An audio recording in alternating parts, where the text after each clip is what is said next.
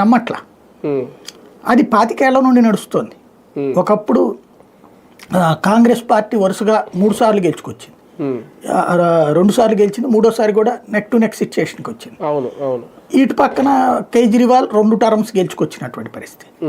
ఇప్పుడు సమస్య ఎక్కడొచ్చిందయ్యా అంటే ఎప్పుడైనా సరే తినగ రాగమతి చేయించు, తినగ వేప తీయగనుండు, వినగ రాగమతి చేయించు అంటారు.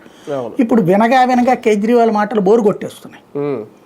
అంతకుముందు అంటే ఏమీ తెలియదు కాబట్టి ఏదో జరుగుతుంది అనుకుంటా అని అనుకుంటున్నారు.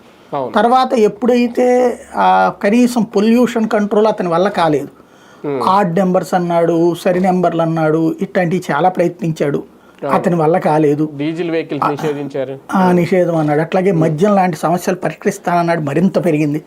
క్రమక్రమంగా ఏమైందంటే మాటలు ఉపన్యాసాలు చెప్పడం వేరు, పరిష్కారాలు వేరు ప్రాక్టికల్గా అన్నటువంటిది అర్థమైంది అతనికి, పబ్లిక్ కూడా అర్థమైంది. ఎప్పుడైతే అది అర్థమవటం ప్రారంభమైందో వెంటనే కేజ్రీవాల్ దాన్ని ఏం చేశాడు, మరి దానివల్ల తను దెబ్బతింటాడు కదా, ఆ దెబ్బని తప్పించుకోవడం కోసం మత రాజకీయం తెరతీశాడు, ప్రాంతీయ రాజకీయం తెరతీశాడు.